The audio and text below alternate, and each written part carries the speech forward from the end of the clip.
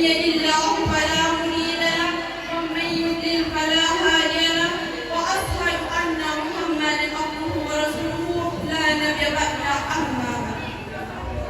Pertama-tama marilah kita panjatkan puja dan puji syukur atas kehadirat Allah Subhanahu wa taala yang telah memberikan kita nikmat iman, nikmat kesehatan, sehingga pada kesempatan ini kita bisa berkumpul di tempat ini dengan keadaan sehat walafiat. Minta yang sholawat dan salam marilah kita kirimkan kepada Nabi besar Muhammad Sallallahu Alaihi Wasallam, Nabi yang telah memberikan ilmu Allah berupa perkataan dan perbuatannya sehari-hari. Semoga kita termasuk salah satu dari umatnya yang memberi syafaat dari beliau esok di hari kiamat. Amin ya rabbal alamin. Bapak Ibu Dewan Juri yang saya hormati, Pak serta guru-guru dan pegawai yang saya hormati, serta teman-teman semuanya yang berbahagia. Pada kesempatan ini, izinkanlah saya menyampaikan kultum yang berjudul 3 cara agar kita tetap bersyukur. Hadirin yang insya Allah dirahmati Allah Subhanahu wa taala. Mudah-mudahan kalau kita pandai bersyukur dengan nikmat Allah, Allah tambahkan nikmatnya. Sebagaimana janji Allah dalam Quran surah Ibrahim ayat ke-7 yang berbunyi, A'udzu billahi minasyaitonir rajim. Bismillahirrahmanirrahim. La in sabartum la azidannakum wa la in kafartum inna adabi lasadid. Jika kalian bersyukur kata Allah, Allah tambahkan nikmat itu, Allah tambahkan kebaikan itu. Wa la in kafartum, jika kalian kufur, inna adabi lasadid. Sesungguhnya azab Allah begitu pedih. Maka ya hadirin, ayo jangan berhenti bersyukur kepada Allah Subhanahu wa taala. Bagaimana caranya bersyukur? Ada 3. Yang pertama, asyukru bil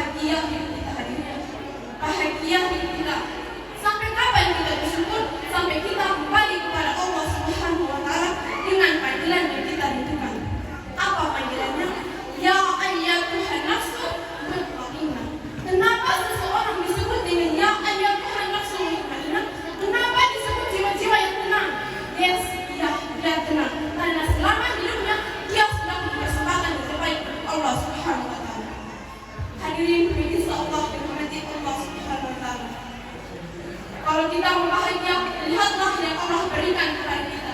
Tidak ada yang kurang yang Allah berikan kepada kita. Yang kurang siapa? Yang kurang hanya kita saja.